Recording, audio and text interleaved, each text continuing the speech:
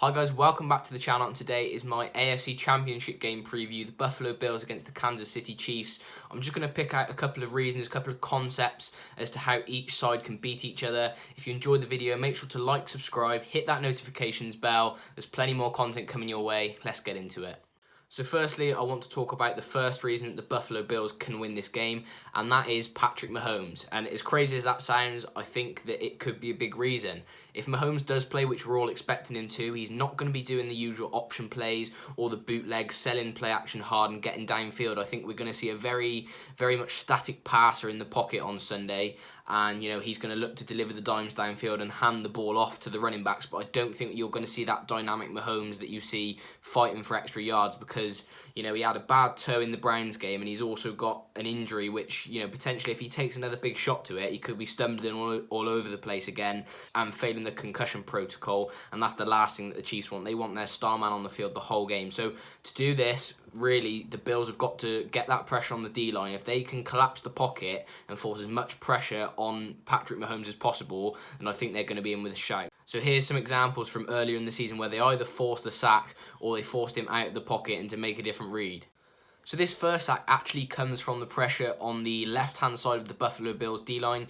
You see the 3-tech defensive tackle and the 5-tech defensive end. They get really good pressure. They get behind the lineman really quickly, so they're struggling. It does mean that Patrick Mahomes can step up in the pocket, but what we see is the other 5-tech defensive edge. He does a really nice spin move on the left tackle, gets in and, mops up the sack. So that's exactly what they're going to want to do. Pressures from all around, force Mahomes to step up into the pocket. They won't mind if he's stepping up near the line of scrimmage. That's what they want him to do. The last thing they want is to let him sit back in the pocket and deliver passes all day. Okay, so this second pressure on Patrick Mahomes comes as a result of the Chiefs blocking system. They're in their zone blocking. You've got Ed Oliver, a 1-tech defensive lineman, one of the better ones in the league. He's lined up between the centre and the left guard, and the left guard gets a hand on him but pushes him over to the centre to make sure they stay in their correct zones.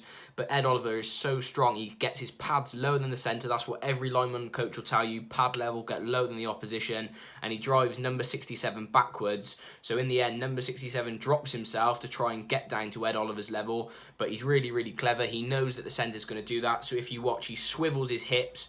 He's got him going backwards, got him going further and further backwards, and then at this point, Ed Oliver just swings his hips and bats the centre's hands down to the side. So it means that his hips are basically behind the lineman, and he's pushed him out of the play essentially. So then he's just got a free run on Patrick Mahomes.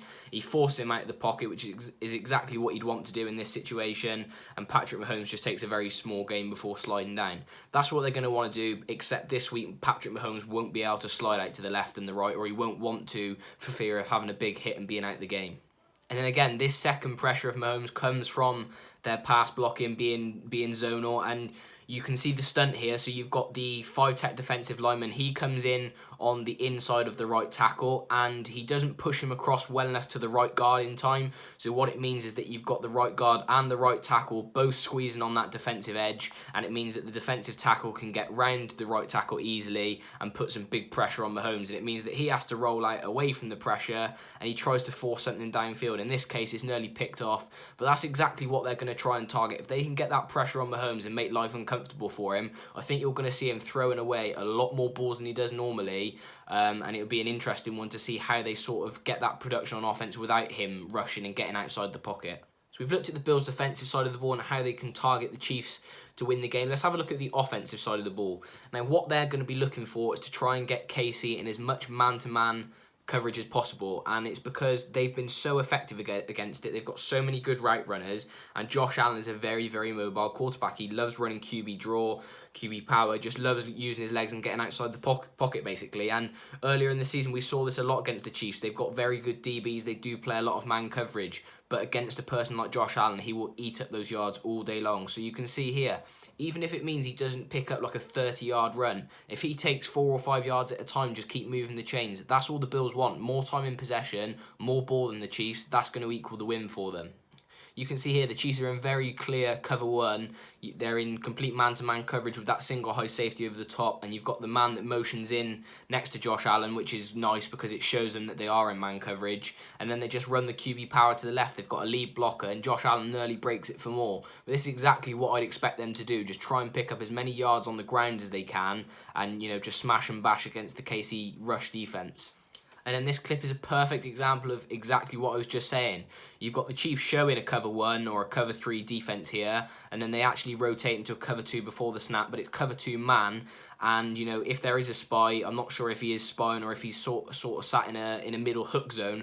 But either way, Allen sees the pressure come in, it manages to get up and out of there, and it's not a massive scramble, but it takes him for enough for a first down. Move the chains, the Bills have still got the ball, so that's exactly what they're going to look to do all night, I think. But then just one more thing, if the Chiefs do get into man-to-man coverage and there's a lot of one-on-ones, I think that the Bills will favour themselves. You've got Diggs, you've got John Brown, Cole Beasley, you've got some really great route runners. Don't forget Gabe Davis as well, some great route runners on this team. So this is exactly what they're aiming to do on this play here. They're trying to get as many one-on-ones as possible. So Josh Allen motions Stefon Diggs across, so they're sort of in a gun bunch look. And then he can see there's a lot of people on the line of scrimmage, so he's going to try and get one of them to jump with his cadence or at least see, where the pressure's coming from. So he does it really well. He sells it really hard, and you can see that Tyrann Mathieu actually bites on the bottom of the screen. So he knows that he's going to be coming on this blitz, so he tells the running back, you've got to watch him because he's coming on the blitz. And then he sends Stefon Diggs out to the bottom of the screen because, he can get a clear one-on-one if he does that, where he might not if he was staying in that tight bunch formation. So Diggs comes to the bottom of the screen. He now knows where the pressure's coming from on the play, so he's ID'd it really well, and it leaves Diggs in a one-on-one with a DB, which is exactly what you'd want in this scenario.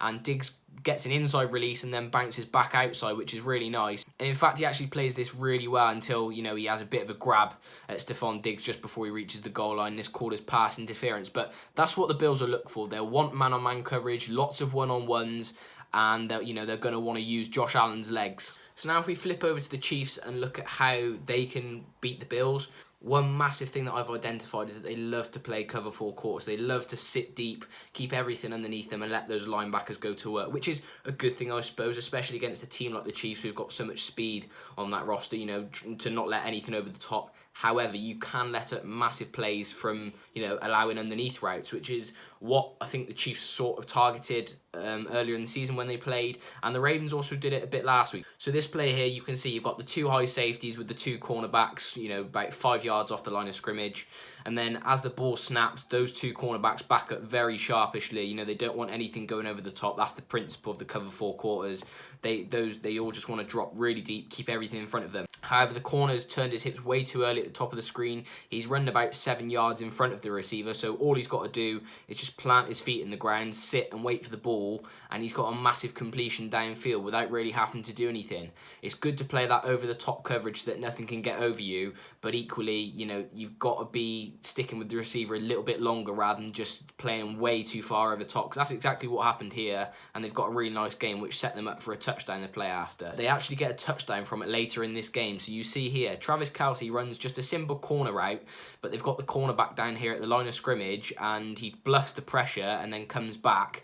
But the Chiefs design a really nice route. They put the running back out into the flat, so the cornerback doesn't know if his safety over the top is going to take the Travis Kelce route or if he has to take it. So he gets caught in 2 minds. He initially travels with it, so the safety believes that the corner's going to stick to that quarter and that he's going to take the Kelce route and he can come down and make a play on the running back.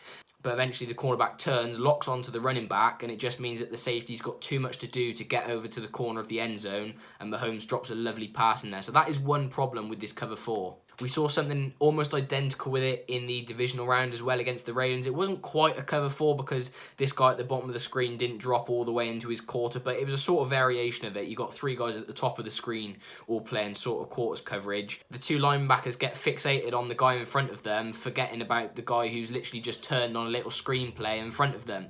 And he gets the ball and turns it upfield for a big gain.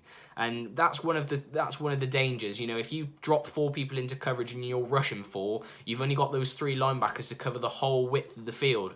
And especially if you've got what the Ravens have here with, 2 guys running a fairly short route, it's easy to forget about other guys who have also run, medium length routes. And, it means that there's big gains just from underneath throws. So I expect that this is something the Chiefs are going to target, not to necessarily fire the ball downfield all game long, but just to look for those 5-6 yard passes underneath, especially if they are playing that cover 4 or potentially cover 2. And, they're just going to look to just keep taking little gains all the way down the field. Another big aspect that will determine the game for the Chiefs will be the running game. If they can get this running game going, then it'll be explosive and, it won't put so much pressure on Mahomes to deliver.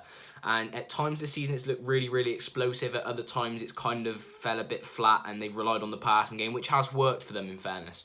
But I'm just going to show you some examples of what could work based on what they did earlier in the season. So obviously we know that the Chiefs use a lot of motion left and right, especially using Tyreek Hill because he's so quick. So what they do here is they bring the tight end across to form almost like a single back bunch formation, and then when the ball is snapped, all they're going to do is motion him back towards the left hand side while all of the O-line slide to the right. So effectively they're going to leave that 5-tech defensive end on the edge uncovered and just trust that the tight end who's just motioned across will get back on that sift block and block him off. And what happens really well is Tyreek Hill comes on the jet motion back towards the left-hand side, so that takes the eyes of some of the defenders. If you watch the 2 linebackers, Tyreek Hill comes on that jet towards the left, and they see the tight end moving towards the left as well, and they automatically think that play is going to be going towards the left-hand side. So all of the linebackers pretty much are heading towards the one side. Meanwhile, Mahomes is handing the ball off to Clyde Edwards-Helaire, and it's a massive game downfield, and it really kickstarts their offense. Again, here's another classic example of how they dominated in this run game against the Bills earlier in the season. So they've got 2 guys in the backfield here. All they're going to do is just zone block quite simply. And, this little motion towards the right-hand side from Kelce is going to create a lot of diversion, just like they did for the last big run that I showed you where they had the motion coming back the other way. One of it was the sift block. The other thing was just a little motion from Tyreek Hill to create a distraction. They do exactly the same thing here. Travis Kelce comes across to the right-hand side. They all think that, he's going to play a part, maybe put up a lead block for the running back. And it means that the linebacker actually shifts to his left, puts himself out of his run fit, and the lane just naturally opens for Darrell Williams to just run it in untouched pretty much. So, another well-drawn-up play using the motion of the big guys and the quick guys to their advantage, and it's a great play. Thanks for watching, guys. If you enjoyed the video, make sure to like, subscribe, and turn your notifications on. Please help the channel out and just try and make it grow as much as possible. There's loads more content coming your way. I'll see you in the next one.